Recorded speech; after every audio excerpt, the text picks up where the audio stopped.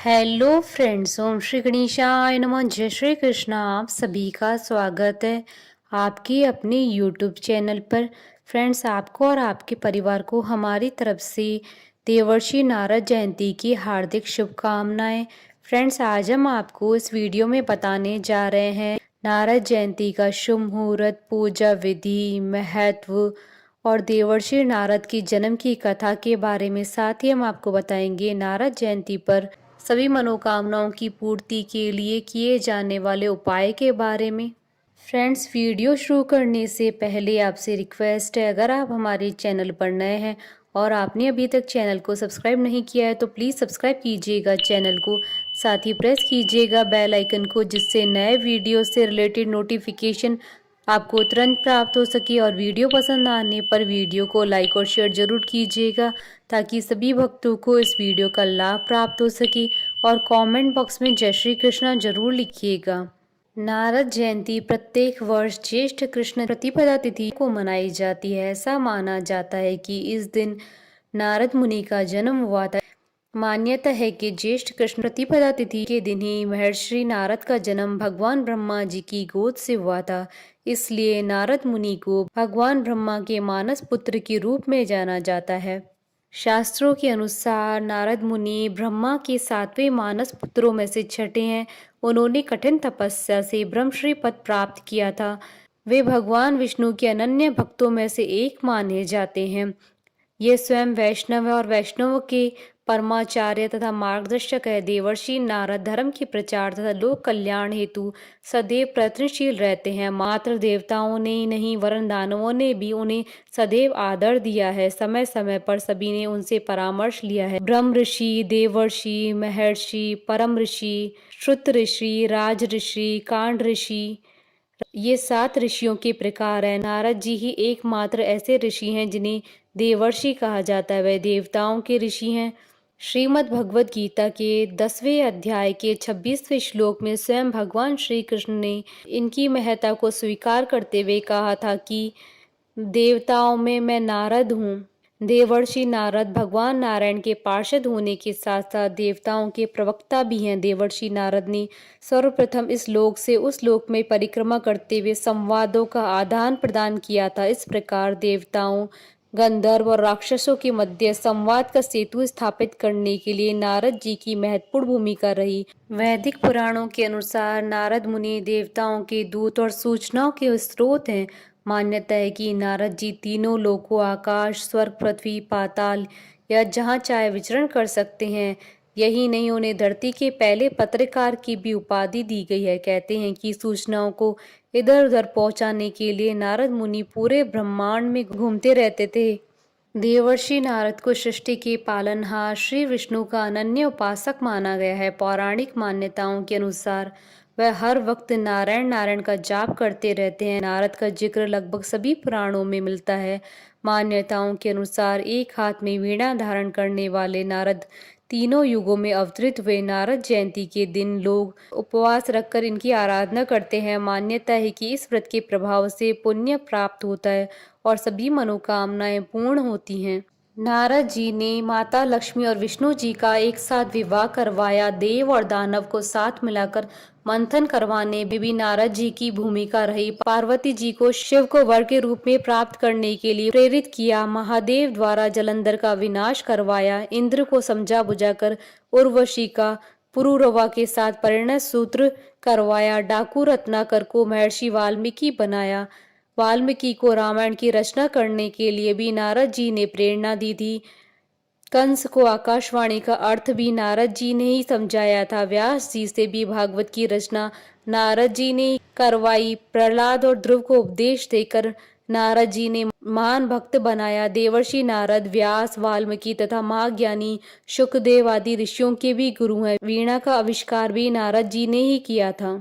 Friends, अब आइए जानते हैं नारद जयंती के शुभ मुहूर्त के बारे में। हिंदू पंचांग के अनुसार इस बार नारद जयंती 17 मई 2022 मंगलवार के दिन है। प्रतिपदा तिथि प्रारंभ होगी 16 मई 2022 को सुबह 9:43 पर और प्रतिपदा तिथि का समापन होगा 17 मई 2022 को सुबह 6:25 पर।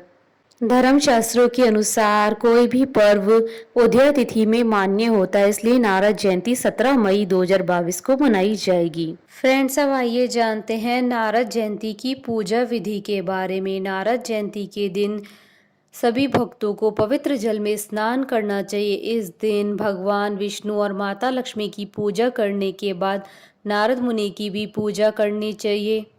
धार्मिक मान्यताओं के अनुसार इस दिन भगवान विष्णु जी के परम और अनन्य भक्त नारद जी की पूजा आराधना करने से व्यक्ति को बुद्धि, भक्ति और सात्विक शक्ति मिलती है।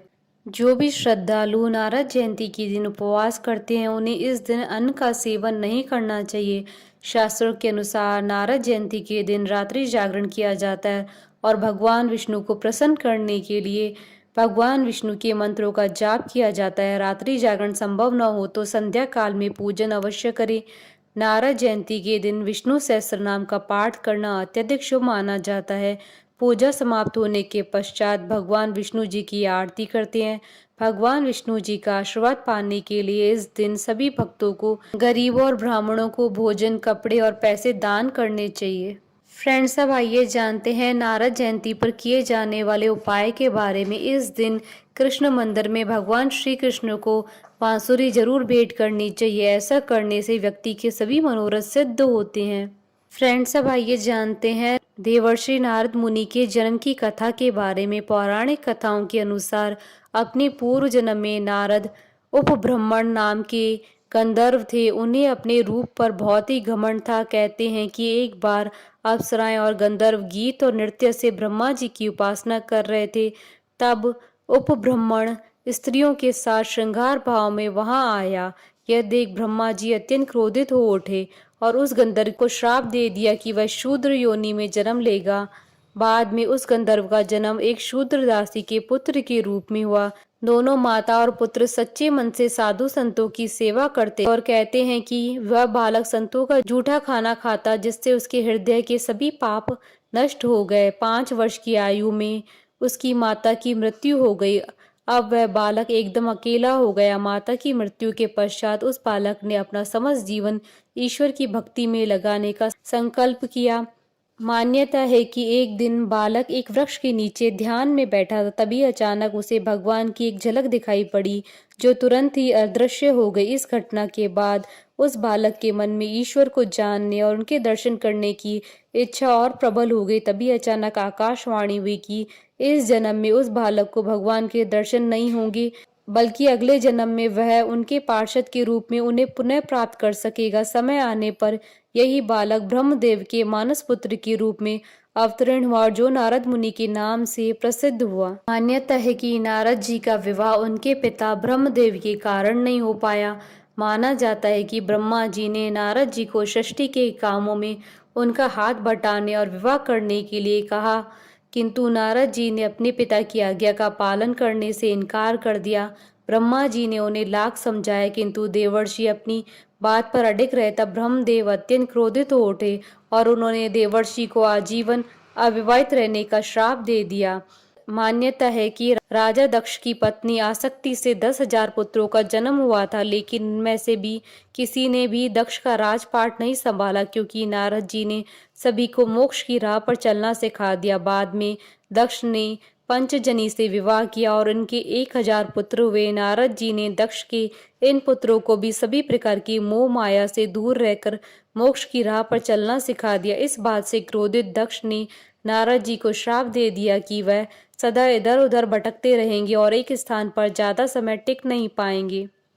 बोलिए देवर्षि नारद की जय, भगवान विष्णु, माता लक्ष्मी की जय, सनातन धर्म की जय।